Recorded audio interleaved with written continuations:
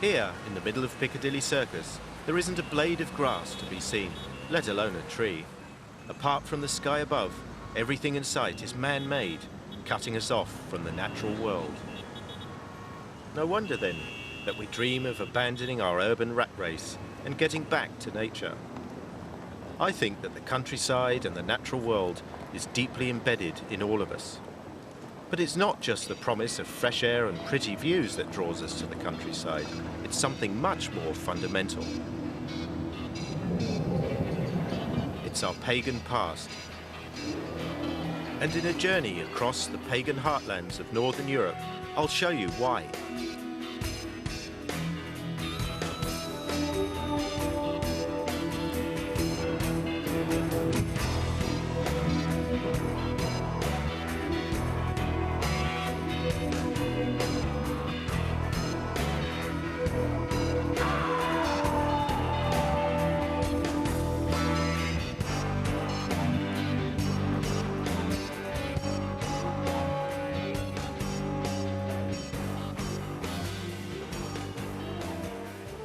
For thousands of years, our pagan ancestors lived and thrived among the islands, marshes and forests of Northern Europe, forging an intense spiritual relationship with nature.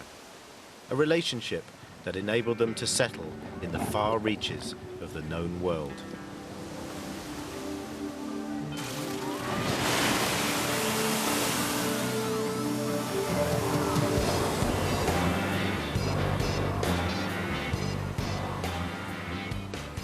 Iceland, the last time a new European pagan society was created from scratch. When the Vikings approached the coast of the new land, their leader, Ingolfur Arnason, holding firmly on to his pagan beliefs, threw 2 logs into the sea and declared that he would settle wherever the logs came to shore.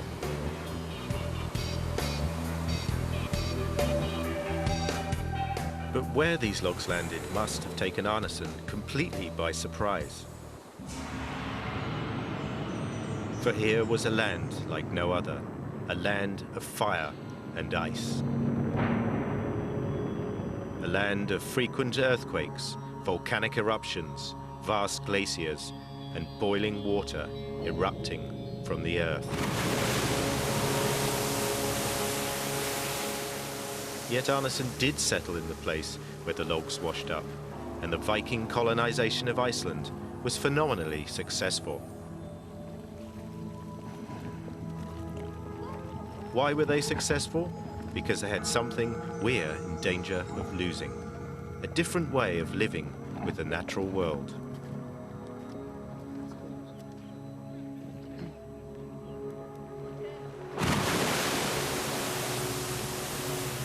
Today, we tend to explain nature rather than experience it. The more facts we know about a mountain, somehow the less magical it seems to be. We understand mountains in a very particular kind of way. We understand them to be the results of certain geological processes. But there are other ways of seeing them. Such as? As you're climbing a mountain, you could see that as being a journey through time. Because if you leave the valley and it's summertime, and you walk up onto the high mountains, and it's freezing cold and there's patches of snow, it suddenly becomes wintertime. And how do you explain that if you don't understand atmospherics and temperatures and meteorology in the way that we do? Perhaps the landscape was a place not just made of rocks, not just natural in the way that we understand it, but maybe a place that was more alive, living, perhaps even inhabited by ancestors or spirits. Whilst we have been taught to understand the world around us scientifically, early man allowed himself to be overwhelmed by his surroundings and to be amazed by them.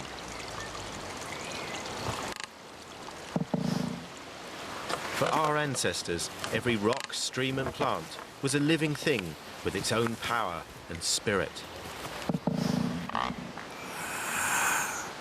But at a time when Northern Europe was still covered by vast forests, the most important element of this sacred landscape was the tree.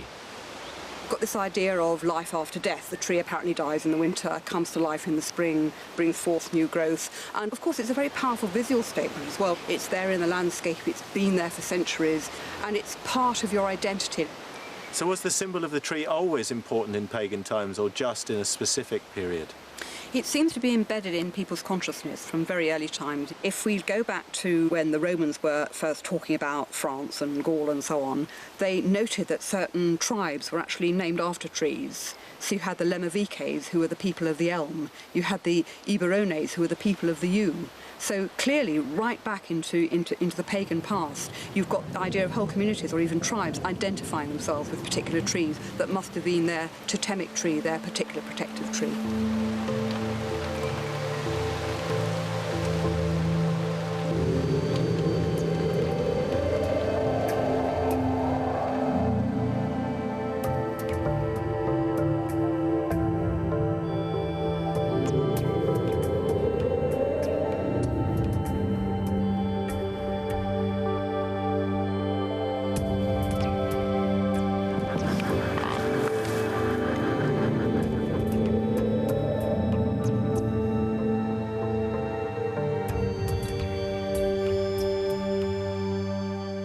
It's difficult for us today to imagine having a meaningful relationship with a tree.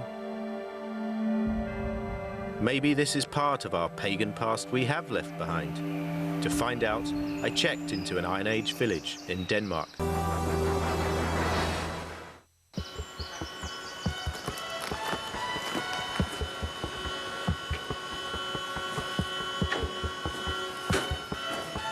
Visitors are asked to leave their 21st century minds behind, along with their clothes, in order to get closer to the pagan world.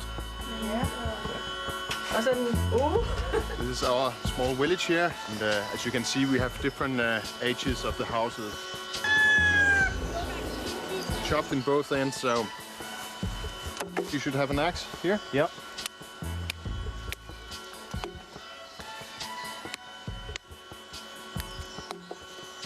I lost most of that, I think. Oh, no water. It's in the middle of the summer, so it's dried out. I think you should get some from the deeper water. This is really dirty now. Excellent.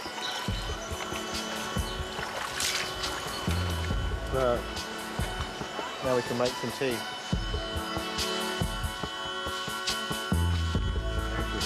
Thank you.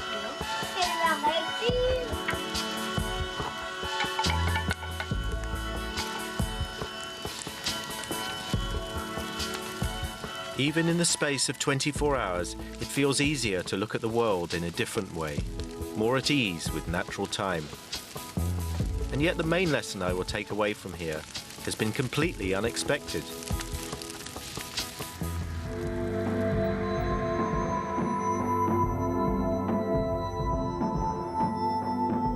It shouldn't come as a surprise, but it is shocking to realize that everything in the pagan world depended on exploiting their most sacred, but also their most plentiful natural resource, wood.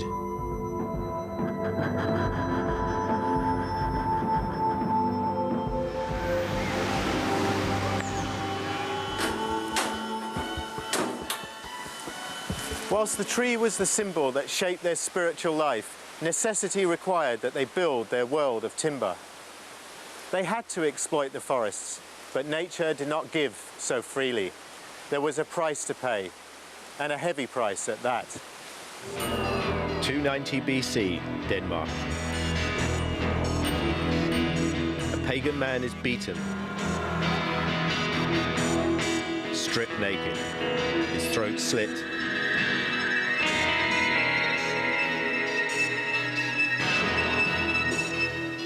and his body thrown into a watery pit to rot. Except he didn't rot. He became a bog body. His flesh and hair, even his fingerprints, preserved in the unique environment of a Danish bog. Is this incriminating evidence of a vicious and brutal society? The dark side of our pagan ancestry.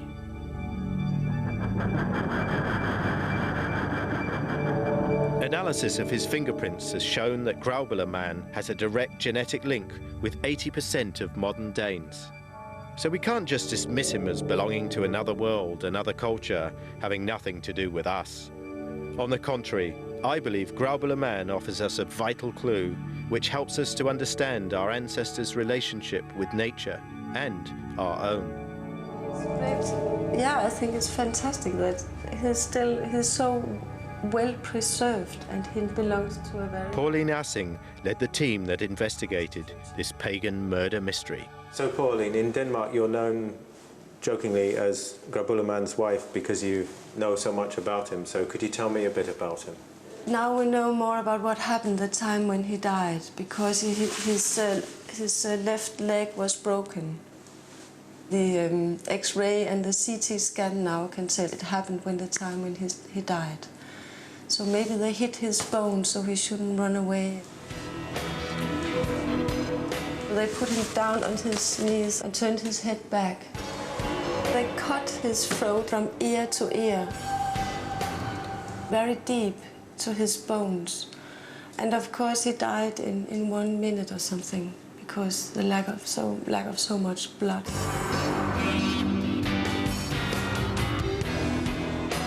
So far, so damning.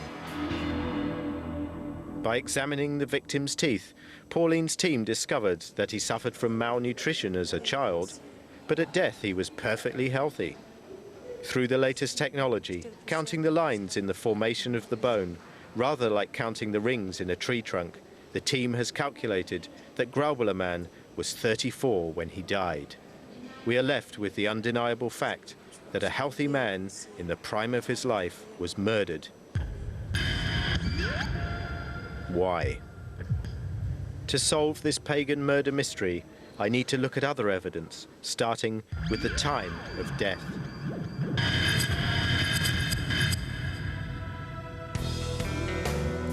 In pagan times, marshland covered large swathes of northern Europe from Ireland to Scandinavia. During the Iron Age, our pagan ancestors exploited this part of the landscape just as they had exploited the forests. The Iron Age was the equivalent of a pagan industrial revolution. Man started to extract iron ore from the boglands to make weapons and tools. Peat was also extracted from the bogs as fuel to smelt this new resource. Everyone used the bog, benefited from it, lived almost on top of it. But the marshlands were also treacherous places where carts and horses and human beings were swallowed whole by the hungry earth. So how did our ancestors get around the obvious problem of living and working in the most dangerous place in the landscape?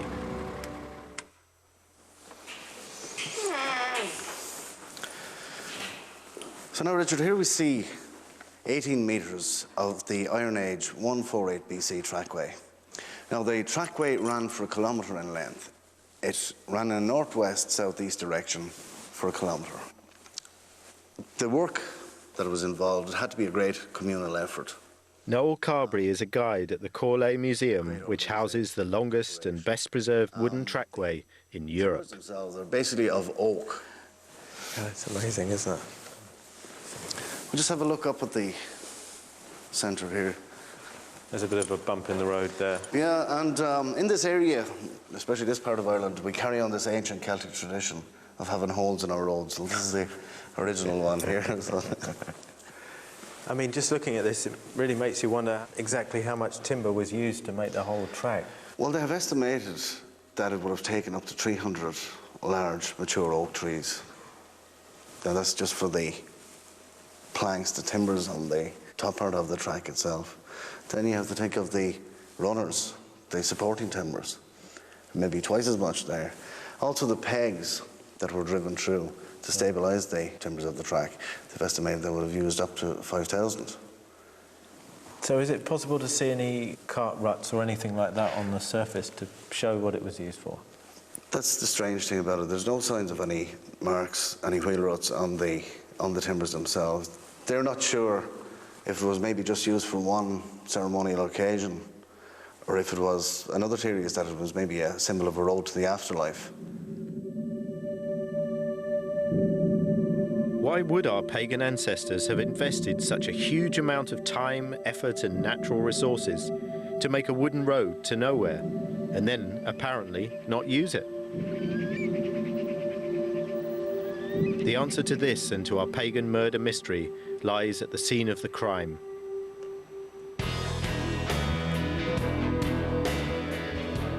The bog itself. The bog was a dangerous place, but it was also a place of mystery. It was a place that was neither earth nor water, but both.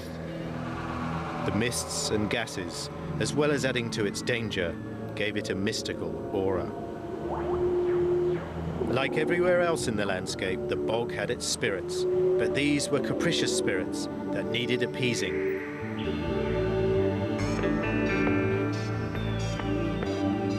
In the Danish wetlands, archaeologists found the remains of an ornate wagon.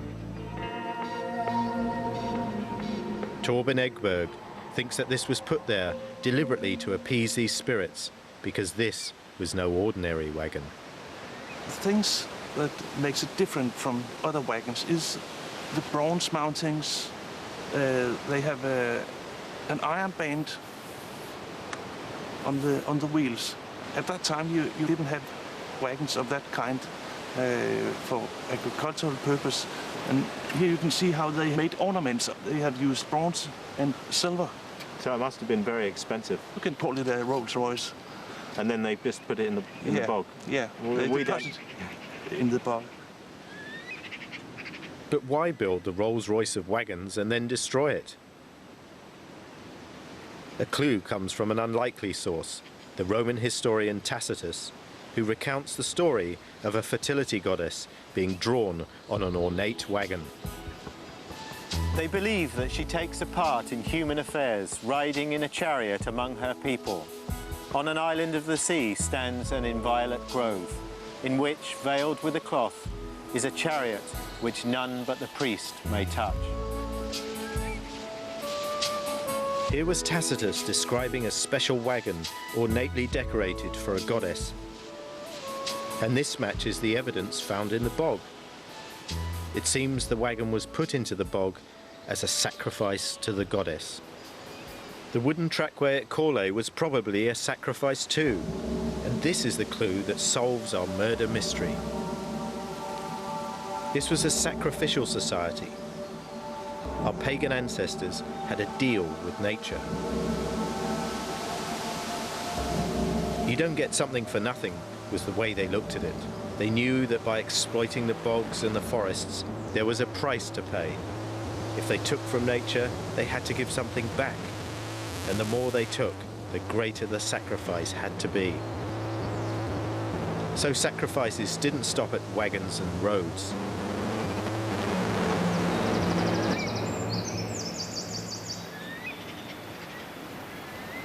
The ultimate sacrifice was a human being. The death of Graubuller Man reminds us of our place on this earth. Our modern sense of guilt over the abuse of the planet's natural resources is an echo of this pagan deal with nature. But is this deal with nature not just murder by another name? I asked Miranda Green how she thought the victims were chosen. These people were sometimes volunteers, and interestingly, sometimes they were people of low status who were chosen a year before they were going to be sacrificed, and they were then looked after, cosseted, given everything they wanted, all the women they wanted, wonderful clothes, fantastic food for a year, in order, in a sense, symbolically to raise their status. If you've raised your status in this world, even if it means being sacrificed, then your status in the next world is assured. Instead of dying heroically in battle, you're dying heroically, in a sense, through sacrifice. That's right, and maybe by sacrificing yourself, you are ridding your village or community of disease or pestilence or crop failure or whatever. So you actually thought you were helping the whole community sometimes by dying? That's right. You're helping the community, and by being placed in a marsh near the community, you're actually staying with that community and even remaining as a force for good after your death.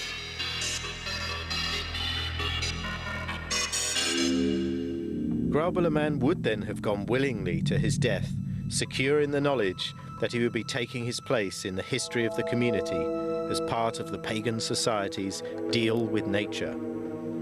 But there is another reason why he'd have been happy to volunteer to die. Because our pagan ancestors did not fear death. On the contrary, it was something to look forward to. Death was not the end, because as the body was dragged down by the power of the bog, it was taken from one world into another, into the dark and shadowy world of the ancestors. In pagan times, the dead did not leave.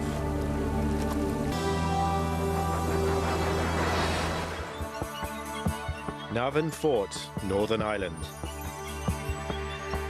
Built around 90 BC, this huge mound is a bit of a conundrum. For a start, despite its name, it isn't actually a fort. In fact, it's a fake.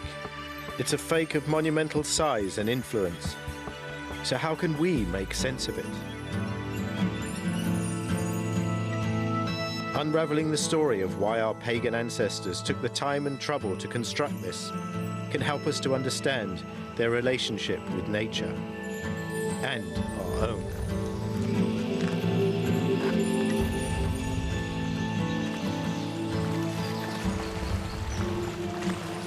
One of the reasons that our pagan forebears had such a deep spiritual connection to the landscape is because it was alive with the spirit of the ancestors.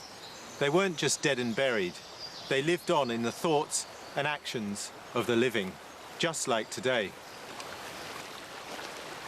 These memorial benches overlooking Derwent Water in the Lake District are one example of how we today keep the memory of our loved ones alive. But this wouldn't have been enough for our ancestors. They wanted their dead near them, always. Pagans saw their ancestors as a valuable source of knowledge, so they buried their loved ones near to them in order that this wisdom would seep into the land around them. They built burial mounds to house their dead so that they could visit the bones and draw inspiration from them. This is something that was really important to them, that they shouldn't be alone, that their ancestors should be with them in some sense and should be able to continue to help them. It may actually have been a reflection of the precariousness of life. So they seem to have had a different sense of community. I mean, you were still part of the community even if you were dead. The ancestors seem to have been very much part of society. Yes, and the reason they wanted to keep the ancestors with them is because the ancestors were dead. They lived in this world of the spirits. They lived in the other world. And of course, the world of the dead, like the inside of the tombs, is very dark, it's very mysterious, and there's knowledge there. And that's really what they wanted. And in some ways, once they're there, the answers kind of permeate the whole of your existence.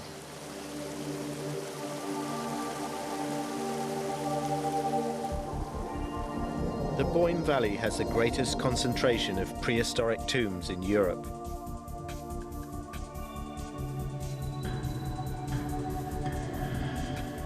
People began to live in this area around 5,500 years ago, but there is virtually no trace of their villages or houses. If we contrast this lack of evidence with the numerous monuments that they built here for their dead, we get a sense of where their priorities lay. Firmly with their ancestors.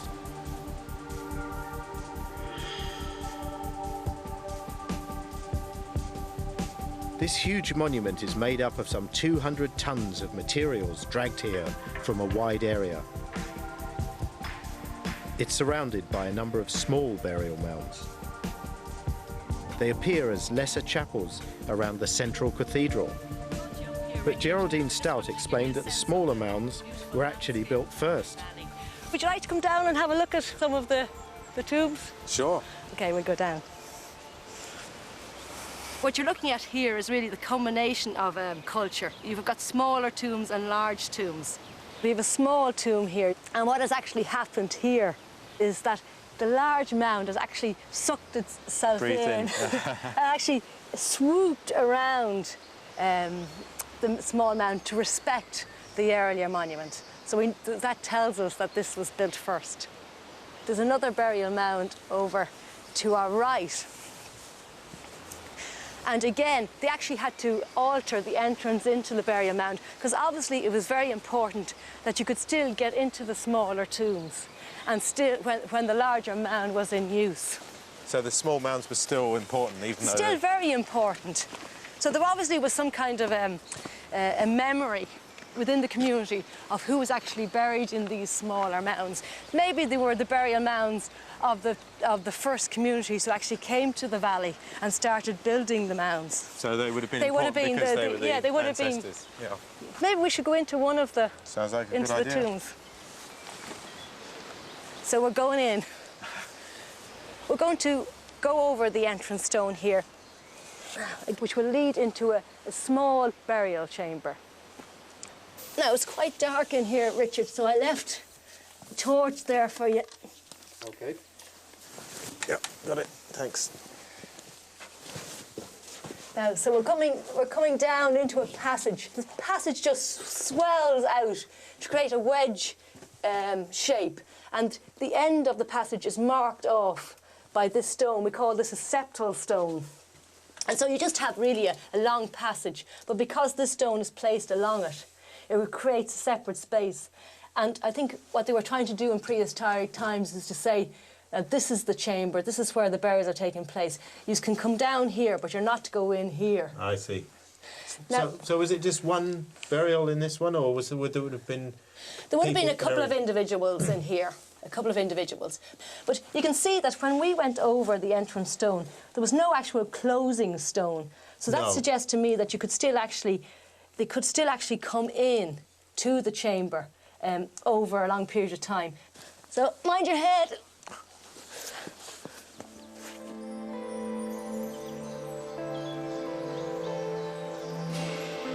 We know that for our pagan ancestors, the whole landscape was sacred. But with the creation of these vast burial mounds, some parts of the landscape became more sacred than others. The Boyne Valley may have become the religious centre of the region for the Irish tribes, but gradually over time, and right across Europe, burial mounds came to be used for another purpose too. They became a way of marking out tribal territory. Remember, this was still a rural society. There were no real boundaries, no city walls. A mound meant that a community could claim the land around it, because this was the land of their ancestors. Moreover, leaders and chieftains gained power by claiming they were descended from the ancestors buried in the tribal mounds. The importance of burial mounds in pagan society became such that if you didn't have one, you had to create one, which brings us back to Navan Fort. Richard, we've just crossed the main ditch into the interior of the monument, and we're rising up into a very large enclosed area, about 12 or 14 acres, and the whole site's dominated by this big grassy mound on the very top, the main earthwork. There's a huge investment of work. Navan Fort is one of the last great pagan monuments of Western Europe, and if we can unravel the meaning of this place, I think we will better understand our pagan ancestors, what they were thinking and what they believed. Something that happened. So we've essentially got the large circular enclosure, the hill that it encircles, and then the mound on the very top. The site looks just like the burial mounds in the Boyne Valley. The mound is huge and imposing. The earth and stones it's made of were brought from afar. But there's one major difference. This mound is not a burial mound. Excavation revealed no burial chamber and no bodies. Instead, the burnt remains of a vast wooden temple with a 13-metre-high central post. So what was going on here? Well, that's a great archaeological conundrum because there's nothing elsewhere really like this to compare it with. And I mean, we know it dates from the Iron Age, from about 90 BC. It required a tremendous effort to have it made. There were something like 280 oak posts in the circular structure. And in this massive tree trunk at the very centre. And the mystery deepened when the excavations revealed that the whole wooden edifice was never used. All the evidence pointed to the fact that it had been burned almost as soon as it had been built. The post holes of the wooden wall and the charred remains of the central post were all that remained of the building. The post has been carbon dated to 90 BC. But it is through fiction that we can begin to solve the riddle of Navan Fort. This was an heroic society of kings and palaces, palaces which the myths describe as being large wooden circular structures where the warriors went to train for the next battle. At the centre of this society stood a sacred tree, a protective tree, a tree at which the kings of Ulster were crowned. These warriors were born from this sacred tree and took their name from it, the Red Branch. It is quite remarkable that when we excavate these sites that we find that their heyday of use and construction was at the very date that the tales say all these other things had been happening in them. Archaeology and myth come together to illuminate our pagan past. Navan Fort was the centre of a thriving and powerful dynasty of kings. The wooden edifice built here echoes descriptions of the palaces of those kings. But the stories do not explain why this particular palace was built and then immediately burnt. For this, we need to return to what we know of this sacrificial society. So how do you explain the burning element? Well, the burning may have been a way indeed of sanctifying the structure, to burn it and thereby in some way or other to transmit it to another realm.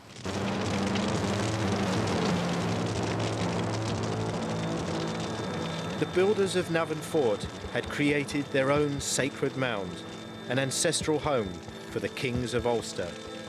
Their very own Westminster Abbey, somewhere that drew on their past and gave gravitas and legitimacy to their future leaders.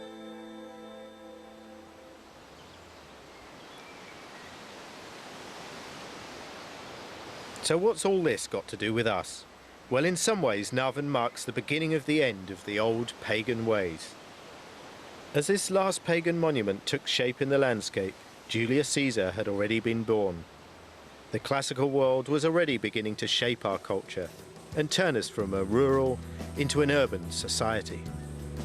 The deal with nature had always meant that the people were part of, belonged to the land. From now on, the land belonged to the people.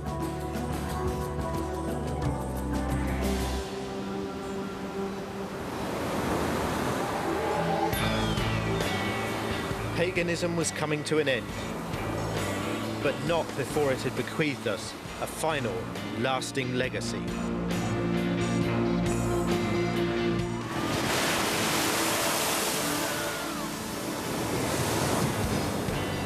This is Ingolfor Arnason, the Viking leader who threw 2 logs into the sea when he approached the coast of the new land, and declared that he would settle wherever the logs came ashore. We now know that there was nothing arbitrary about such a declaration. This was the culmination of thousands of years of pagan culture, a culture that had sought not to control nature, but to coexist with it. And this settlement of the virgin land began by putting itself at the mercy of the forces of nature. The remains of this first settlement have recently been unearthed, and, arbitrary or not, generations of Icelanders have continued to settle in the same place. For Arnason's settlement is in the centre of modern Reykjavik, Iceland's trendy capital city. But this was only the beginning of Arneson's success story. For within a generation, his followers had not only populated the island, they had also established the world's first parliament. Thingvellir, where the continental plates of Europe and America are tearing apart. Here, the first chieftains of Iceland gathered every summer to debate and proclaim the laws of the new land.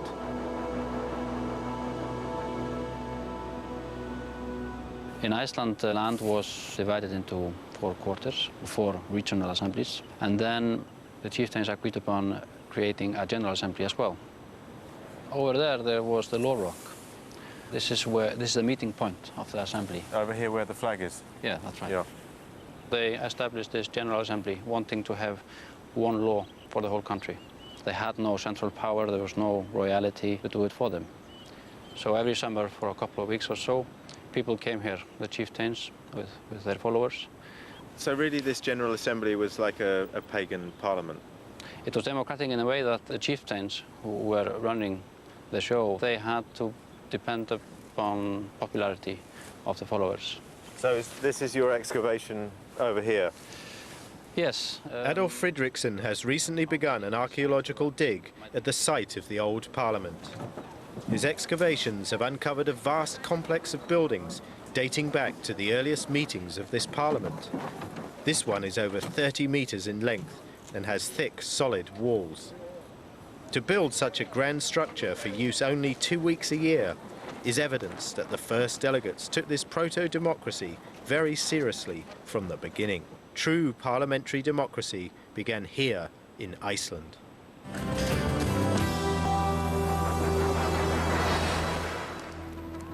The settlement of Iceland tells us something else about our pagan heritage. We have an instinctive relationship with nature in common with our pagan ancestors, but we also share their need to put down roots, to belong. Here was a virgin land, a land with no ancestral spirits to protect and guide the Viking settlers. There were no burial mounds here marking out their territory, linking them to the spirit world of the ancestors, and they didn't have the manpower to build fakes like Navan Fort. So how did the first settlers go about making this place their home? The answer can be found in a unique collection of books, the Icelandic sagas. The books provide a remarkable documentary record of Arneson's expedition. They contain the names of every settler, every village, every valley, who settled where, the names of their descendants, and stories of the major events of the time. Not only are they describing living historic characters, but also at times the spiritual world that is surrounding them. The settlers will die into the land, into the mountains, and become guardian spirits of the area. In particular, we have a mountain in the west of Iceland called Holy Mountain, where the texts tell us that it was so holy that you couldn't even look at it without washing your hands first. It's into this mountain that the first settler in the area dies, joining then the local spirits. So the first settlers fuse with the natural landscape in the saga? Yes, that's what they do. They are bringing with them the culture of their homelands, but they are blending it in an entirely new fashion in this new land, creating not only a new settlement, but a new culture, a new spiritual world. And in a way, a new past. A new past. The past is constantly being created by the present. So what's the importance of the manuscripts to modern Icelanders, apart from the fact that they're national treasures, of course? The texts that they contain, they are still being read and enjoyed and used for the building of national identity and building a sense of roots. In the landscape, every region, every area has a saga attached to it. So nature is not only experienced through the aesthetic beauty which it may present you with, but with the spiritual world that only comes alive when you know the stories that are attached to it. So to really know the land, you've got to know the stories as well. Yeah, so otherwise you're always looking at it as a foreigner. You don't have access to the culture. You're reading the landscape in an entirely different way. This is the difference between being in a culture and being an outsider.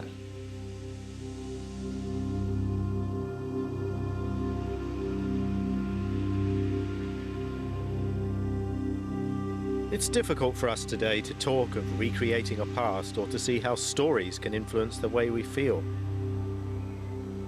But we know what it feels like to belong. And we know what it feels like to be an outsider. The pagan settlement of Iceland still resonates with us today because here is nature at its most capricious, reminding us that we should not always seek to control the natural world. And here is the real cradle of democracy, reminding us of the importance of society and our place within it. But whilst this last pagan settlement was giving birth to our modern parliamentary society, most of the rest of Europe had fallen to the twin forces of Rome and the Christian Church. 770 AD, the Christian king Charlemagne wants to crush the pagan Germanic hordes once and for all. And he knows exactly how to do it.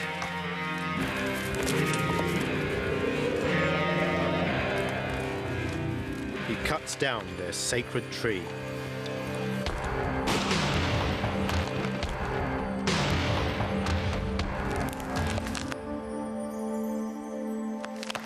For tens of thousands of years, our pagan ancestors had an intense spiritual relationship with nature, and the tree came to symbolize that relationship. This symbolic act signaled the end of the rural deal with nature and the beginning of the urban vision of the world. Soon, people across the whole of Europe began to leave the countryside behind and drift into the cities. And here, most of us remain.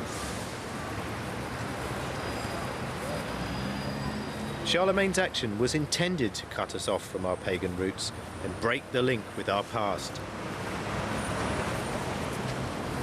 Much of our dissatisfaction with our 21st century urban lot is a feeling that we're losing connection, not only with our roots in nature, but also with our cultural roots.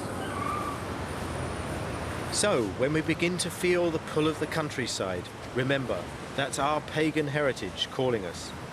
When we feel ourselves cut adrift in our urban wilderness, that's the pagan in us, reminding us to reawaken that reciprocal relationship with the natural world, with our local communities, and with ourselves.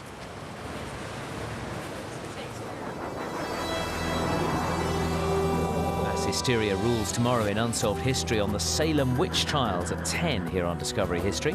Next, speed sold seats, and if you could travel in comfort at 126 miles per hour, you were bound to sell tickets in speed machines.